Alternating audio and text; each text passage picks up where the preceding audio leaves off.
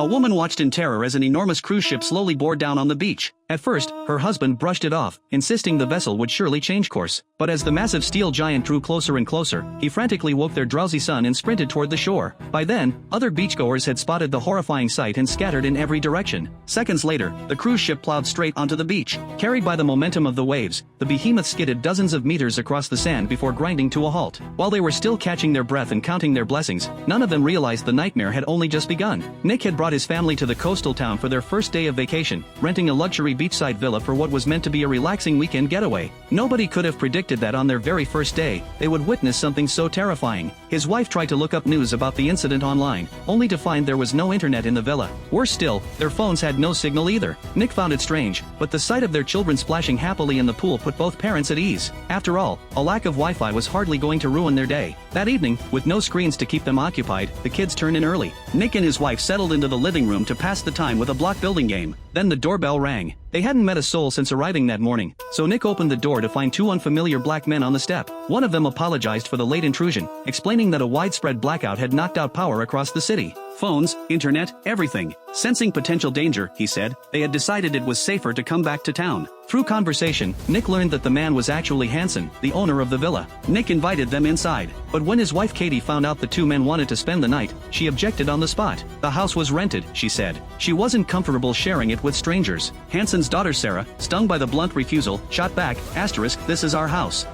Katie bristled instantly and grabbed her laptop, ready to file a complaint with the rental platform. Hansen could see that no amount of pleading would change Katie's mind. It was late. Where else could they possibly go? He walked to the cabinet, unlocked a drawer, and pulled out a thick stack of cash. He handed it to Nick, offering to refund half the rental fee in exchange for one night's stay. Nick stared at the money, tempted, but Katie held firm. She pulled him into the bedroom and told him flatly, there was no way she was letting two strangers, people they knew nothing about, sleep under the same roof. Nick argued it was just one night, and that Hansen was the rightful owner of the place. Katie wouldn't budge. The two went back and forth, neither willing to give in, until Nick reluctantly said he'd go out and talk to them again. The moment they returned to the living room, however, an emergency alert flashed on the television. Katie finally realized Hansen had been telling the truth all along. A massive, nationwide power outage was underway, and the internet had been hit by an unidentified cyber attack. And so Hansen and Sarah stayed, though they were given the basement. At first light the next morning, Ross switched on the TV, only to find it still showing static. She begged her father to fix it. Nick fiddled with the remote for a while, but nothing worked. Caving to his daughter's pleas, he promised to drive into town and track down a repair technician. From that moment on, a series of inexplicable events began to unfold.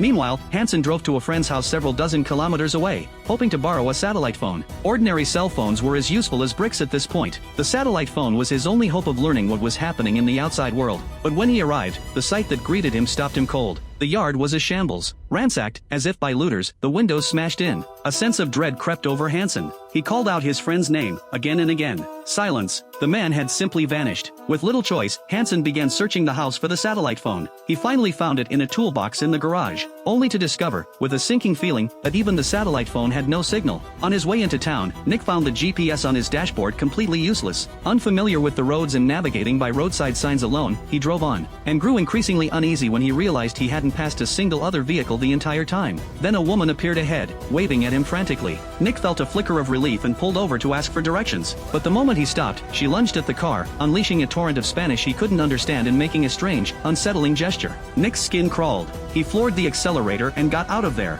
Back at the friend's house, Hansen grew too uneasy to simply leave. He walked around to the back, and spotted a wristwatch on the ground that looked strangely familiar. He reached down to pick it up, and as he lifted it, a human arm came with it. He turned around. The beach was blanketed with bodies, strewn across the sand at every angle, amid the wreckage of an aircraft. Before Hansen could process what he was seeing, another plane appeared in the sky, barreling straight toward the beach. Eyes wide, he spun around and ran without a second's hesitation. On the road, Nick was facing his own nightmare. A plane streaked overhead trailing a red plume, heading directly for him. He wrenched the wheel, turned the car around, and floored it. But a car is no match for an aircraft. It was on him in moments. Back at the villa, Hansen recounted everything he'd seen to Katie. He had initially assumed the blackout and network collapse were the work of foreign hackers, as had happened before. But now he wasn't so sure. The fact that even satellite communications were down pointed to something far more serious. Someone, or some organization, had either hijacked or destroyed the satellites themselves. Then a piercing, unbearable sound tore through the air. Heidi fought through the assault on her senses, burst out the door, and plunged into the woods screaming for her children. Before the pain overwhelmed her and she crumpled to the ground, clutching her head.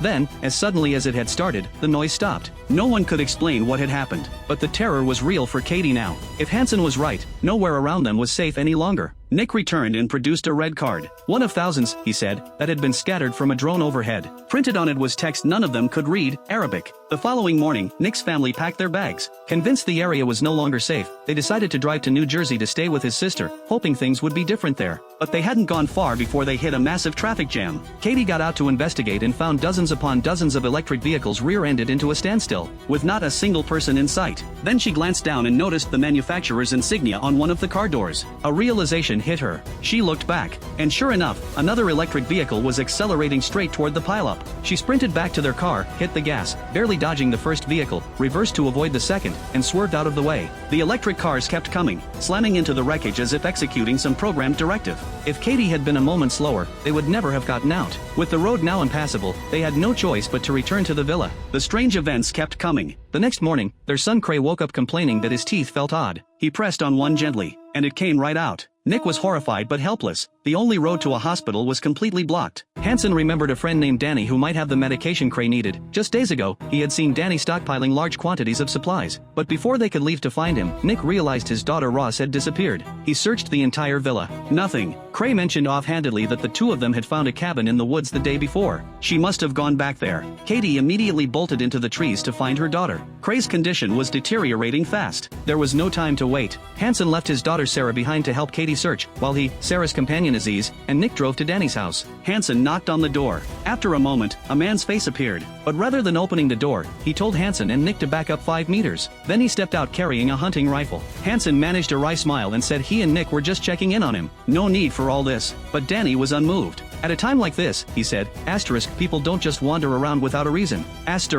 Nick cut to the point. His son had developed a strange illness, his teeth were falling out, he had coughed up black blood, and the situation was critical. He needed help. Danny clearly knew what this was. The high-pitched sonic event the day before had caused it, he said. The same phenomenon had been reported in Cuba not long ago. They called it a microwave weapon. It generates radiation. First comes the nationwide blackout and network collapse. Nick, sensing the conversation going sideways, pulled out all the cash he had on him. Danny brushed it off. If the end of the world is really here, money is just paper.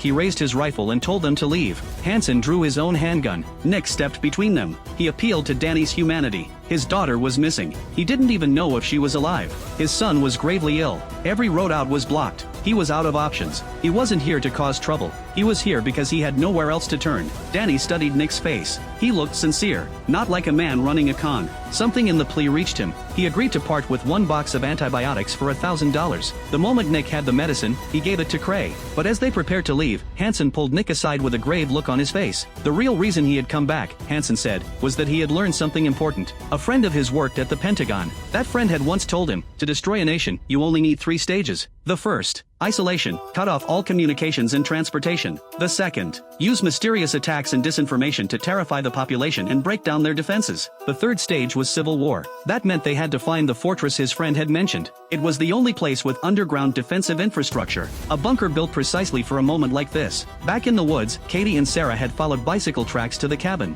There was no sign of Ross. Then Katie noticed that Sarah had gone completely still, frozen like a statue, staring across the river. Katie walked over and stood speechless. On the far bank, the city was swallowed in a mushroom cloud. Explosions and gunfire rang out without pause. The skyline was rubble. Not far away, inside a castle, a little girl slowly pulled open a heavy door made of some unusual material. As she stepped through, every light in the bunker came on automatically. There was power. There was internet. There were plants growing. There was enough food to last a family of several years. And there, on a shelf, more movie discs than anyone could ever count.